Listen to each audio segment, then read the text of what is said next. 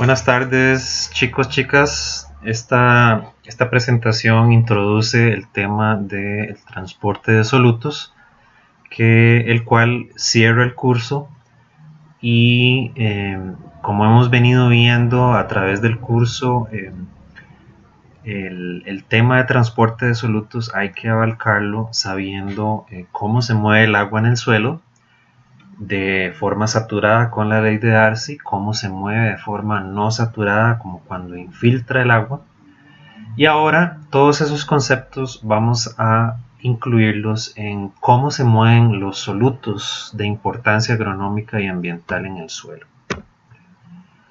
Entonces, estos conceptos que vamos a ver hoy en general se aplican a todo tipo de medios porosos. Pueden ser suelos, pueden ser, por ejemplo, mantos acuíferos, ¿verdad? Porque acuérdense que cuando uno habla de mantos acuíferos o zonas de recarga acuífera, esos son rocas que tienen poros también, igual que los suelos, y por lo tanto los procesos de transporte o flujo de solutos son muy similares en rocas o mantos acuíferos.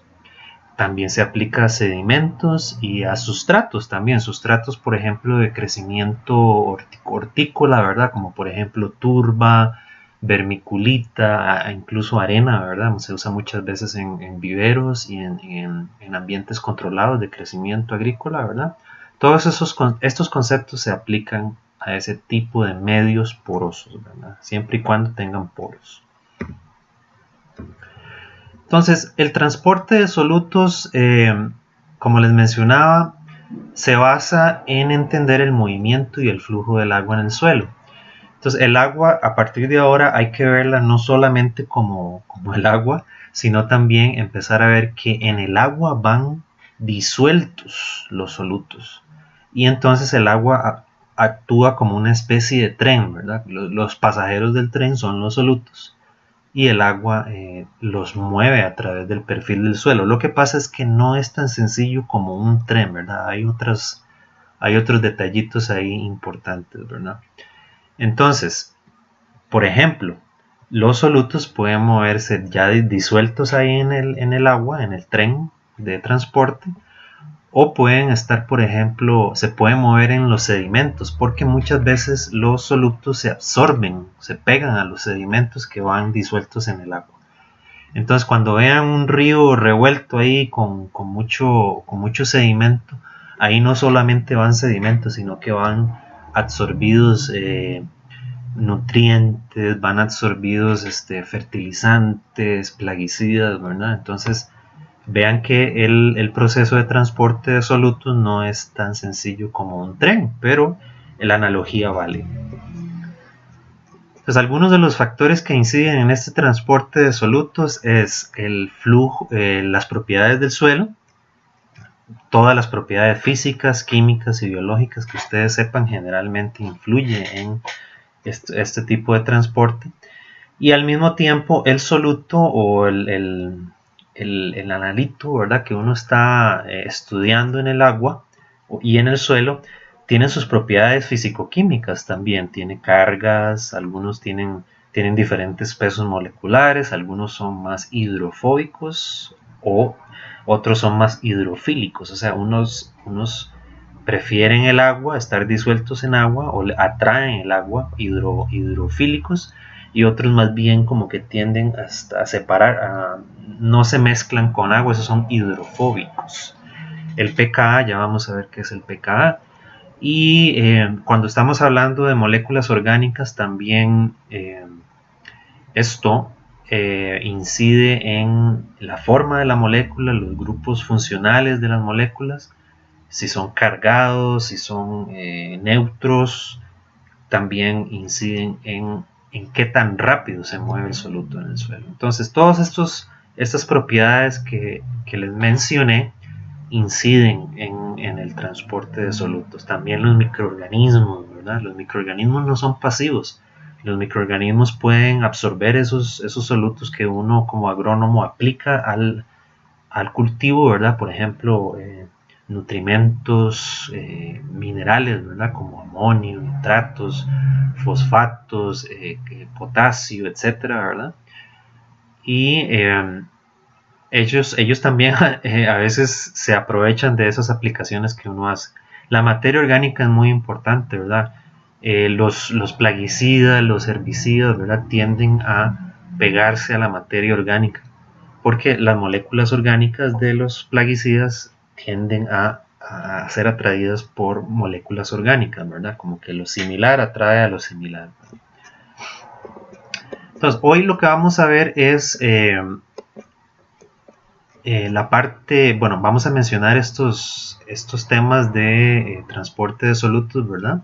Y también vamos a ver la parte matemática de cómo se describe ese movimiento, ¿verdad?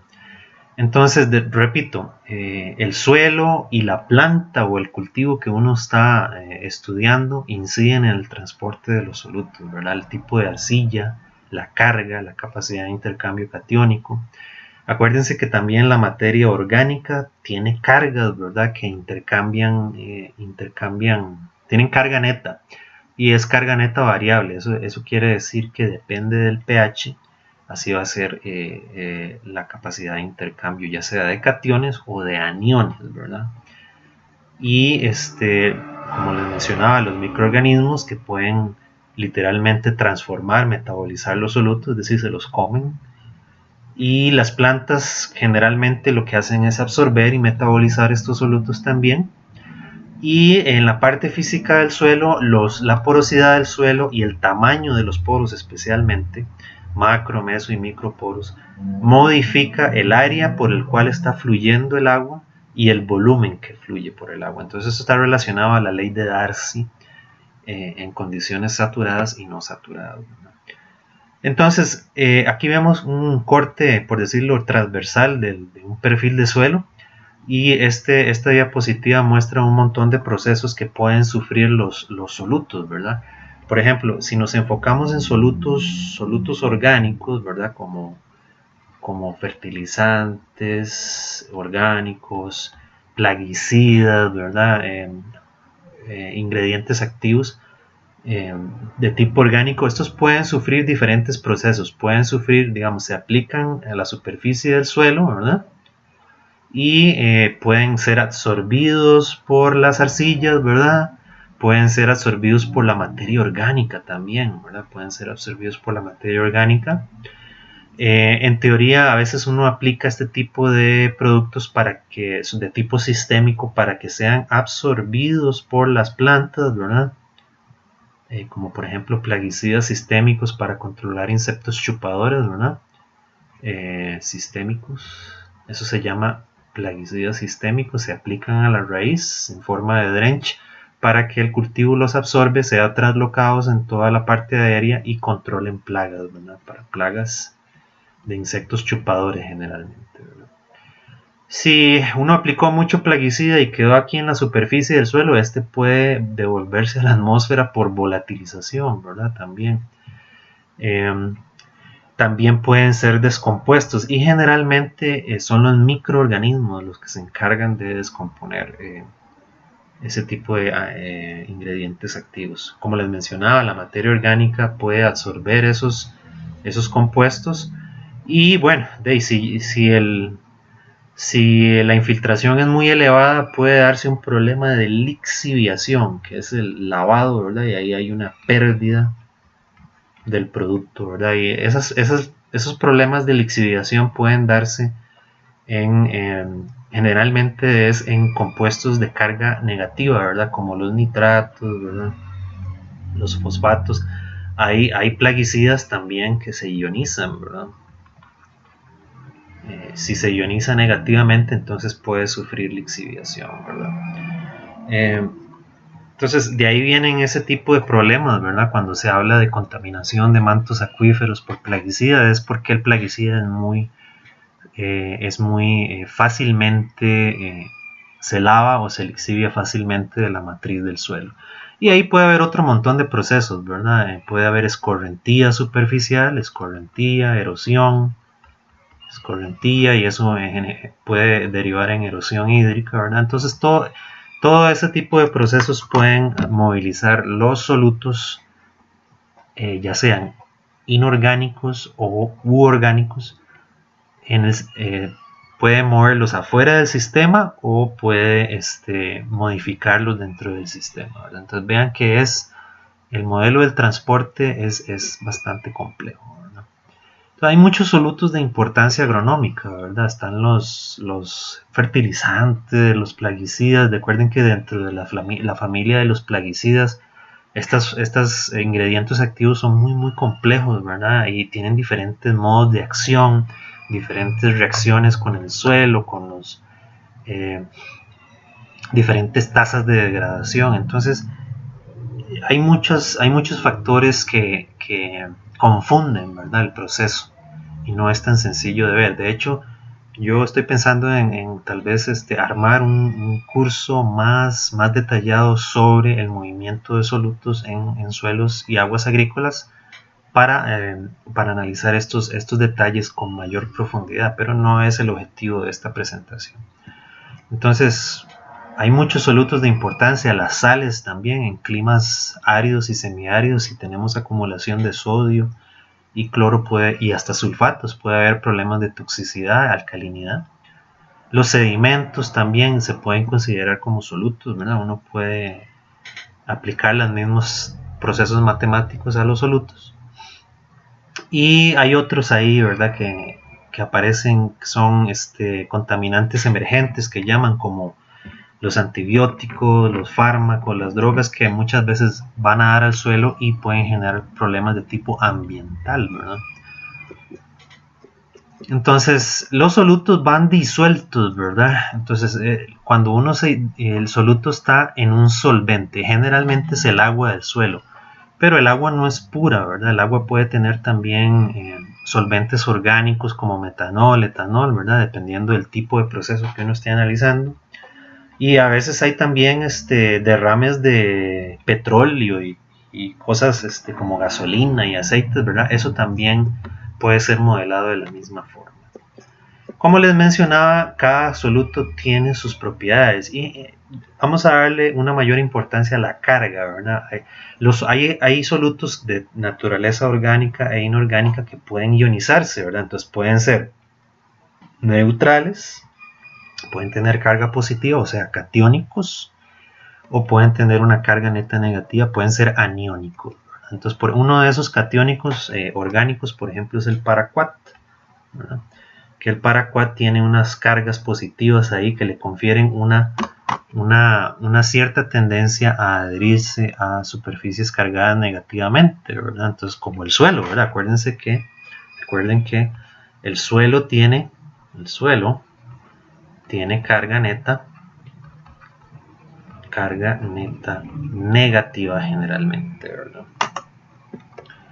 Y así los nutrimentos esenciales de las plantas, ¿verdad? Hay unos que son de forma catiónica, como el amonio, como el calcio, ¿verdad?, el manganeso, el magnesio y muchos otros.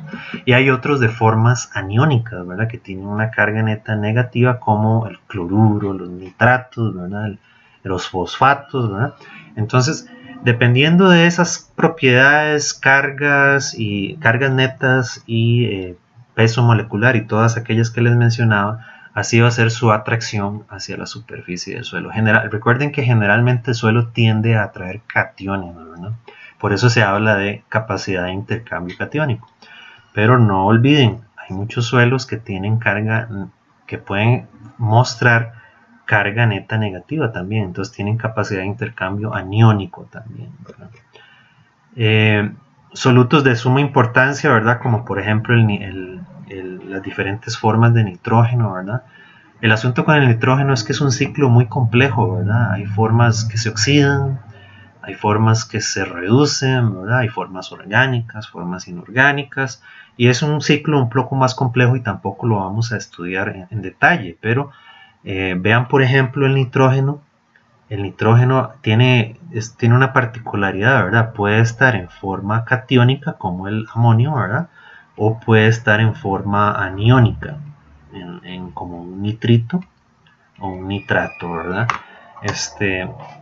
Entonces, dependiendo de la forma que uno esté analizando, así va a ser el comportamiento, y uno no puede asumir que todo el nitrógeno se va a comportar igual, no, jamás. Y vean lo interesante del nitrógeno, mucho de lo que uno aplica se pierde por volatilización, como óxido de nitrógeno elemental, óxido nitroso, ¿verdad? Y esos son gases de efecto invernadero, ¿verdad? Y ese es otro problema que habíamos mencionado, ¿verdad? Entonces, este es solamente un ejemplo para que vean la complejidad de las formas de nitrógeno en ambientes agrícolas, ¿verdad? Entonces, como les mencionaba, muchos solutos orgánicos son ionizables. Por ejemplo, hay un herbicida que se llama Orizalin, ¿verdad? Este es un herbicida de preemergencia que tiene un pKa de 9.4. Entonces, ¿qué es el pKa? El pKa es el pH donde existen ambas formas de, ya sea ionizada o no ionizada del ingrediente activo, y con la misma concentración, ¿verdad? La misma concentración. Entonces, eso quiere decir que para un pH por encima de 9.4, este compuesto se comporta como un anión. Cuando el suelo tiene un pH de menos de 9.4, que es la mayoría de los... Esto es un pKa muy alto, ¿verdad? Entonces, muy alto. Recuerden que la mayoría de suelos... Muy alto. La mayoría de suelos tienen pHs entre 4 y 8, ¿verdad? Entonces, este compuesto en particular se va a comportar como una molécula orgánica neutra. Eso quiere decir que no tiene una carga neta, ¿verdad? Entonces eso tiene implicaciones importantes. Eso quiere decir que se va a preferir absorber a la materia orgánica del suelo.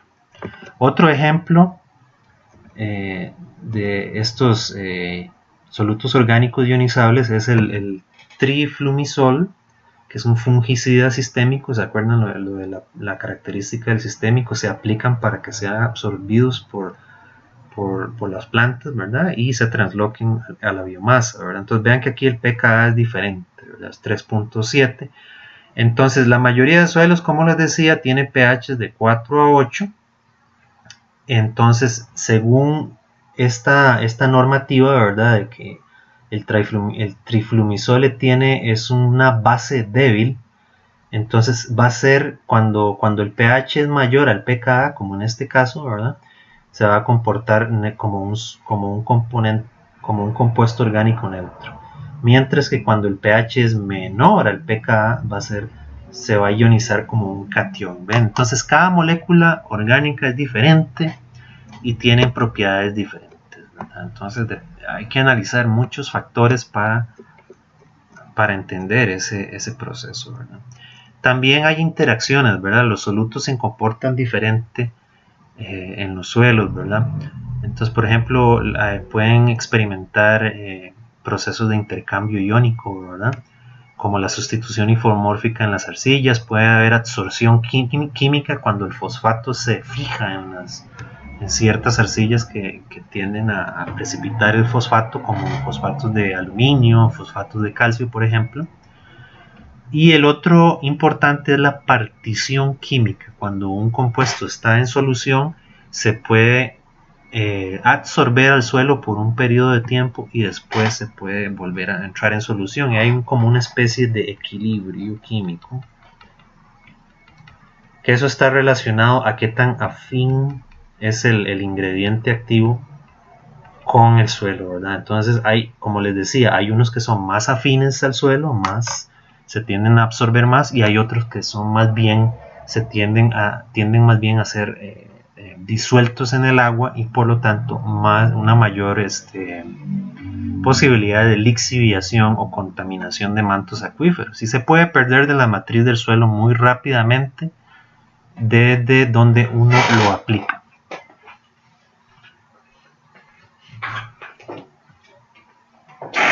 Entonces, muchachos, ahora lo que vamos a ver es cómo se describe ese tipo de procesos de forma matemática. Muy sucintamente, ¿verdad?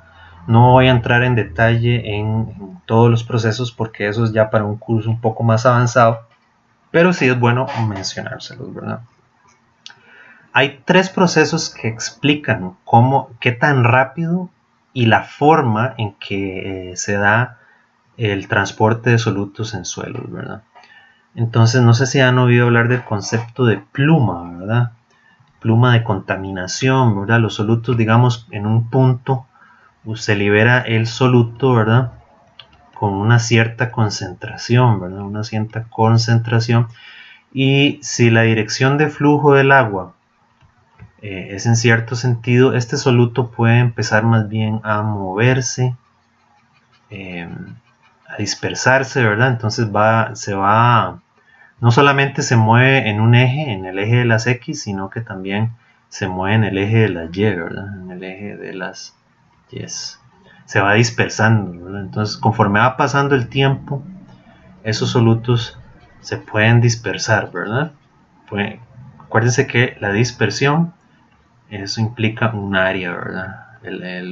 Cuando uno habla de dispersar algo, es que uno está esparciendo una cosa en un área determinada, ¿verdad? Entonces, eso es la pluma de contaminación, ¿verdad? Cuando hablan de pluma de contaminación, es una especie de área o volumen donde está contenido el soluto o contaminante que uno está estudiando, ¿verdad? Entonces, como les decía, hay tres procesos que explican la velocidad y la forma de la pluma de transporte. El flujo convectivo, ese es el famoso flujo de masas, esto es el flujo de masas es el soluto se mueve con el agua.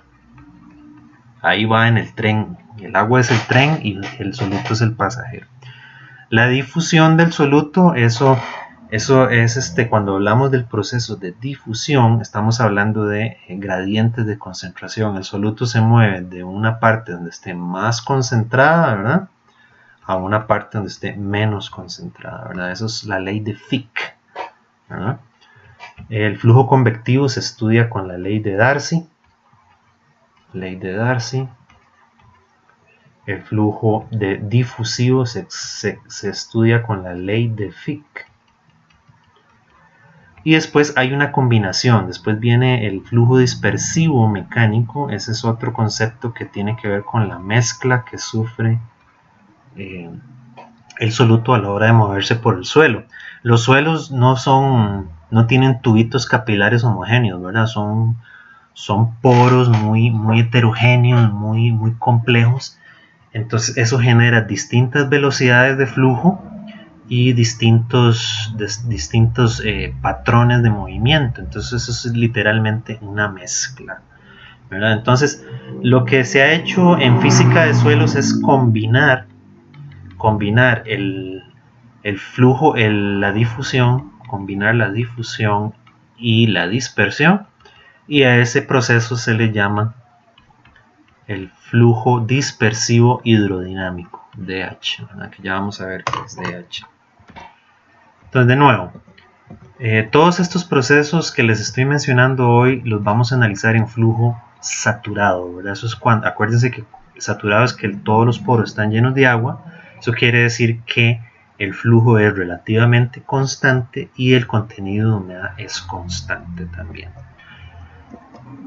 Entonces, como les decía, el flujo convectivo o flujo de masas está relacionado a la ley de Darcy, ¿verdad? Entonces, la fórmula del flujo es esta, ¿verdad? Entonces, como pueden ver, el flujo se denota como JC, ¿verdad? Y el flujo convectivo es el flujo Darcy multiplicado por la concentración del soluto. Es una fórmula relativamente sencilla, ¿verdad? Luego, el proceso de difusión, como les mencionaba, está relacionado a la ley de Fick. Entonces aquí estamos viendo más bien un coeficiente de difusión, ¿verdad? Y un coeficiente de difusión y una gradiente de concentración, ¿verdad? Una gradiente de concentración. Entonces esa es la ley de Fick. Entonces esa es la difusión del soluto.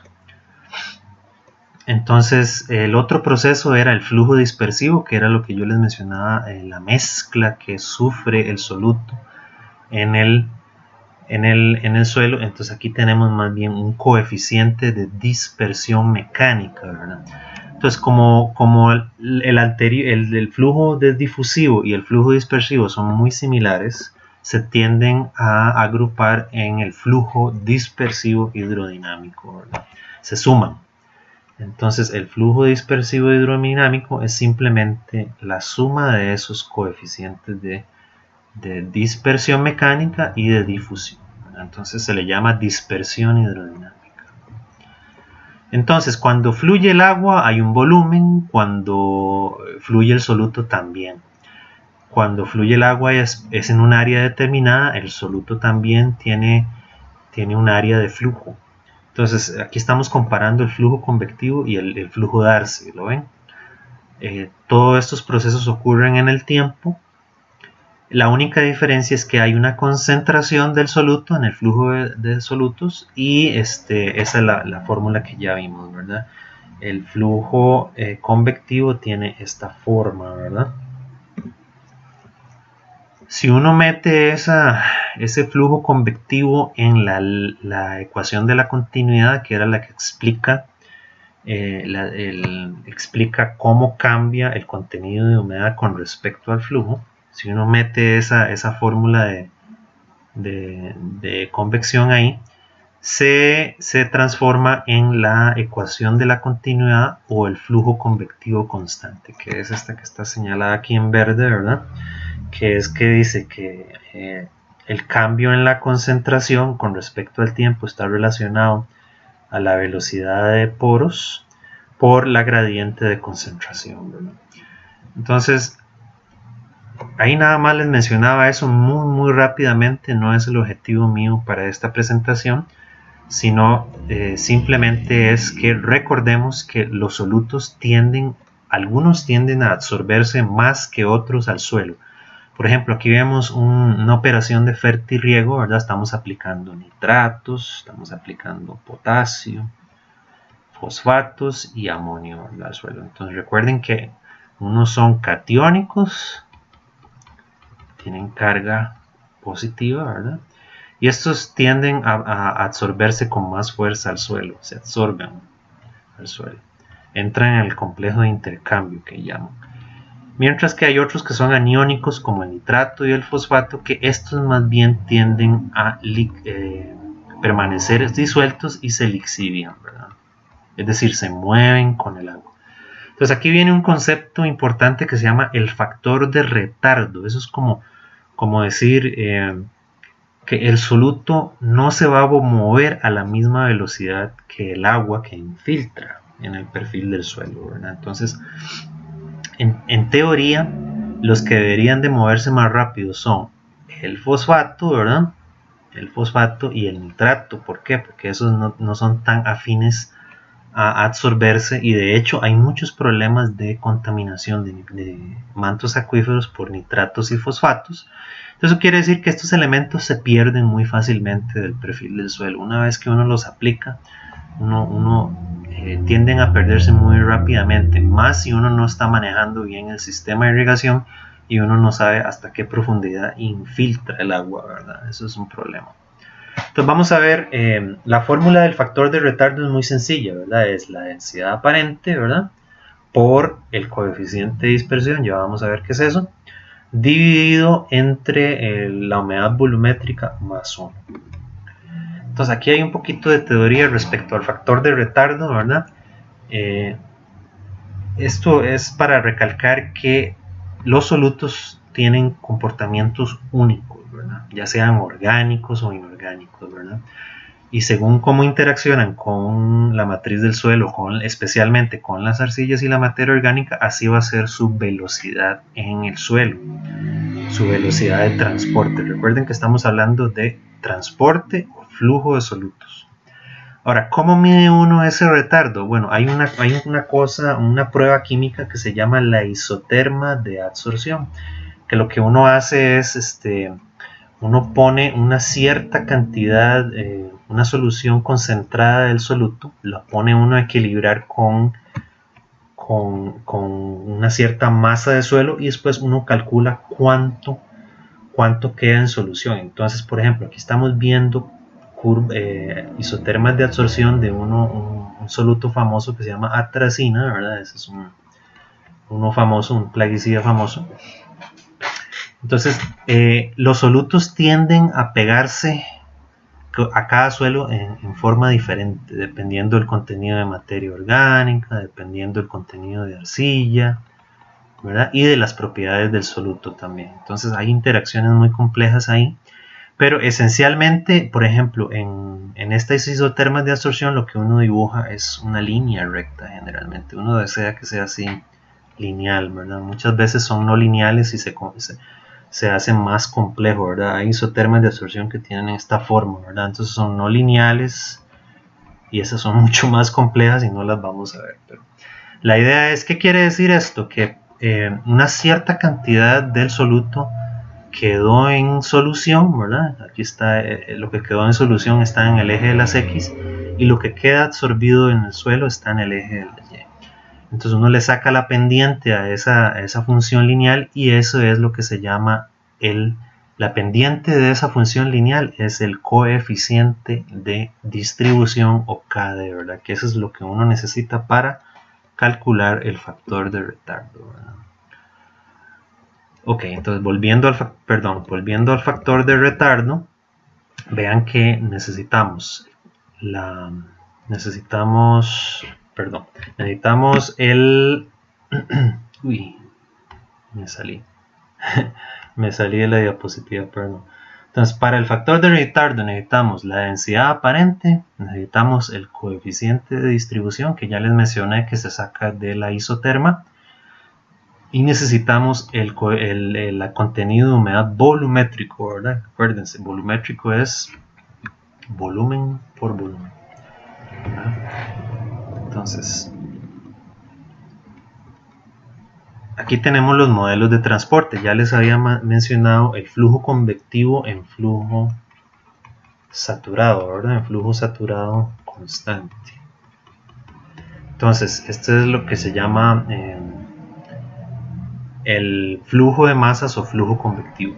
Cuando el soluto se retarda, el factor de retardo se coloca acá. Bueno, no vamos a ver la derivación del factor de retardo, pero esencialmente uno puede sacarlo ahí y colocarlo en la misma ecuación esta de flujo convectivo. Entonces acá me describe cuando el soluto no se absorbe. La primera ecuación, cuando el soluto no se absorbe, esa es la ecuación que se usa. Cuando el soluto está absorbido, es decir, tiene factor de retardo,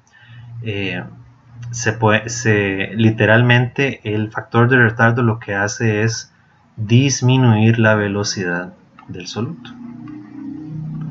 O sea, el soluto a la hora de moverse con el agua se va retrasando. ¿Por qué? Por lo mismo, porque el soluto tiende a absorberse a las partículas de arcilla y materia orgánica del suelo. Entonces, solamente para terminar el curso nos vamos a concentrar en uno de los procesos de perdón, me salí de la presentación. En esta presentación nos vamos a enfocar en el modelo del pistón, ¿verdad? El modelo del pistón. Ese es el que nos vamos a enfocar hoy. El modelo del pistón es para un soluto absorbido. Hay modelos más complejos como el modelo CD, que es el modelo convectivo dispersivo, ¿verdad? Que toma en cuenta no solo el flujo convectivo, sino que toma en cuenta también la dispersión. Entonces, este es muy importante. Desafortunadamente no nos dio chance de verlo en el curso, pero en futuros cursos que lleven conmigo podemos volver a retomar el tema si así lo quieren, ¿verdad? O en futuros temas especiales, ¿verdad? Entonces, en base al modelo tipo pistón, uno puede hacer unos cálculos relativamente sencillos, ¿verdad? Y calcular, por ejemplo, qué tan rápido se mueve el soluto en el suelo, ¿verdad? Entonces, para hacer esos análisis necesitamos factores de retardo, necesitamos la velocidad del agua de poros, que si se acuerdan en una de las presentaciones les mencionaba que la velocidad del agua de poros es el flujo Darcy dividido entre el contenido de humedad volumétrico. Este es, por decirlo así, la velocidad del agua solita, ¿verdad? Ahora, ¿qué tan rápido se mueve el soluto? Es esta expresión de acá, la velocidad del agua dividida entre el factor de retardo es la velocidad del soluto. Qué tan rápido se mueve el soluto. Y como verán, en el ejemplo que vamos a hacer, el soluto se mueve más lentamente que el agua, por todos esos procesos que les he mencionado. Y por último, el TR es el tiempo de residencia, ¿verdad? O cuánto dura. Tiempo de residencia es cuánto dura en recorrer una cierta distancia el soluto. Entonces eso es nada más dividir la distancia que recorre el soluto dividido entre la velocidad del soluto. Vamos a hacer un ejemplo para ponerle numeritos a la cosa, ¿verdad? Entonces vamos a calcular el tiempo de recorrido de dos solutos en el suelo, dos plaguicidas sistémicos A y B. Entonces, para calcular todo eso necesitamos tener los coeficientes de partición. Entonces, en este caso, el primer plaguicida tiene un KD o coeficiente de distribución de 0.5 y el segundo tiene un coeficiente de distribución de 2. Entonces eso se saca de las isotermas de absorción y esas son las unidades mililitros por gramo. Entonces se son aplicados al mismo tiempo como un estilo drench en la superficie de un alfisol y ahí les doy la densidad aparente de 1.1. El suelo tiene un contenido de humedad volumétrico de 0.4 y el flujo Darcy que tiene el suelo en ese momento es de 10 centímetros por hora, ¿verdad? Entonces ahí dice que el contenido de humedad y el flujo Darcy son homogéneos hasta 50 centímetros de profundidad. Entonces en base a esos datos calculemos la velocidad del agua de poros, el factor de retardo de los plaguicidas, las velocidades de los plaguicidas y el tiempo que van a durar en infiltrar hasta 50 centímetros de profundidad. Ok, entonces vamos a hacer esto uno por uno, ¿verdad? Entonces primero nos están pidiendo la velocidad del agua de poros. Entonces voy a cambiar acá a una letra negra. Entonces primero que nada, la velocidad del agua de poros, ¿qué era? ¿Se acuerdan? Era el flujo Darcy entre el contenido de humedad volumétrico, ¿verdad? Entonces, ¿cuál era el flujo Darcy? 10 centímetros por hora. Lo dividimos entre la humedad volumétrica de ese suelo, que si no me equivoco era 0.4 centímetros cúbicos. Acuérdense que eso es centímetros cúbicos por centímetro, eso se cancela. Y eso nos tiene que dar que la velocidad del agua de poros es 25 centímetros por hora. Bueno, vean que este valor es muy diferente al flujo Darcy, ¿verdad? El agua se está moviendo mucho más rápido de lo que implica el flujo Darcy en los poros, y eso está relacionado al tamaño de los poros y un montón de cosas. Ok, ya tenemos la velocidad del agua de poros. Ahora, el problema nos pide los factores de retardo de ambos plaguicidas, ¿verdad? Entonces el factor de retardo 1, recuerden que la formulita del factor de retardo es densidad aparente por el coeficiente de partición, eso es dividido entre la unidad volumétrica y todo eso sumado más 1, ¿verdad? Entonces el soluto 1 o el soluto A, voy a ponerle RA, entonces sería el factor de retardo A sería 1.1, ¿verdad? Es 1.1 por el coeficiente de distribución de ese soluto. Todo eso dividido entre 0.4 más 1, ¿verdad? Más 1. Y toda esta carajada más 1. Entonces eso debería darles más o menos 2.38 redondeado. Y esto no es sin unidades. El factor de retardo no tiene unidades. Eso se le llama no dimensional. Es una especie de índice de movimiento.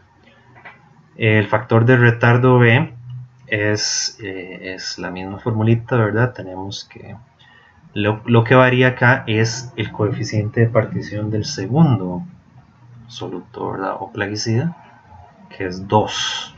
Entonces todo eso más 1, eso tendría que darle 6.50, ¿verdad? Entonces vean que, ok, entonces ¿cuál tiene mayor retardación o movimiento más lento conforme se mueve por el suelo? Es el plaguicida B.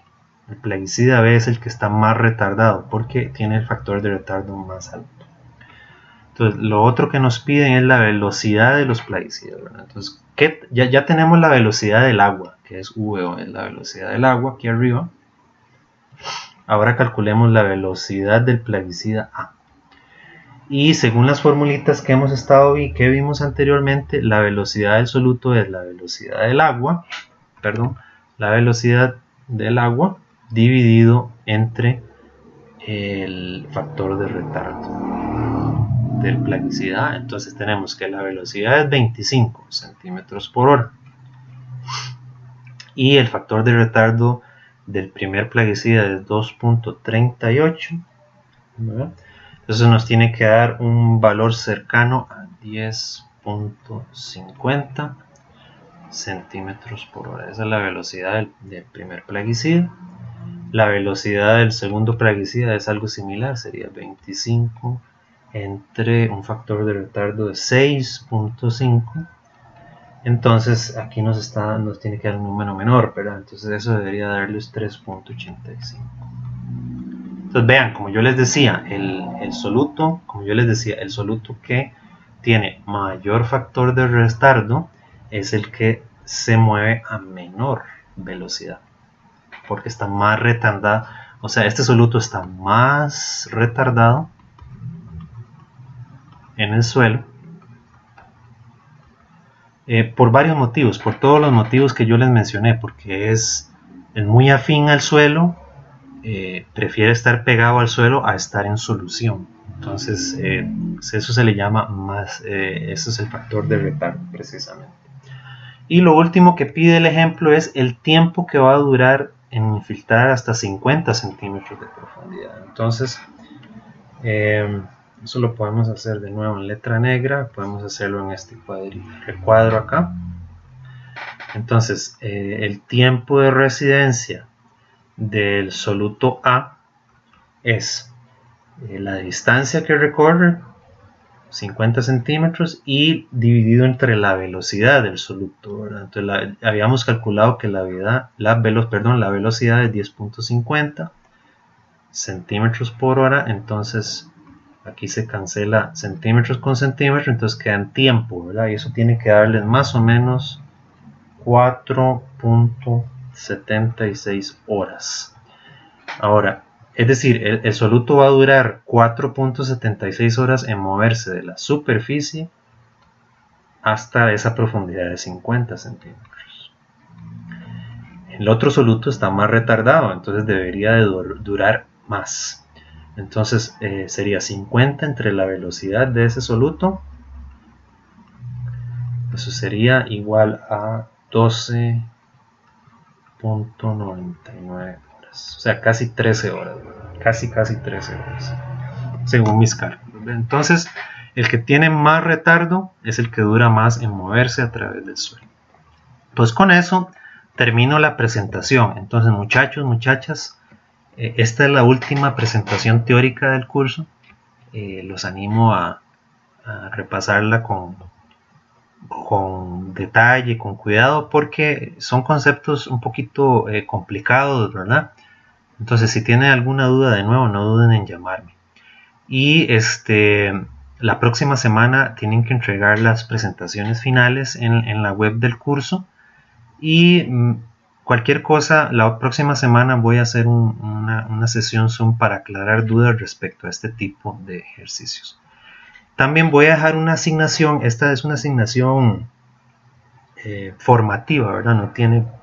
No tiene valor en la nota, pero sí es una especie de práctica para que vayan aflojando esa matemática Vean que son fórmulas sencillas, pero hay que tenerles cuidado nada más. Y hay que tenerles cuidado y les voy a poner las respuestas para que estén chequeando su progreso, ¿verdad? Y la próxima semana hacemos un Zoom de evacuación de dudas porque de hoy en 15 es el examen, el segundo examen parcial, ¿verdad? Entonces, con eso me despido y muchas gracias por su atención.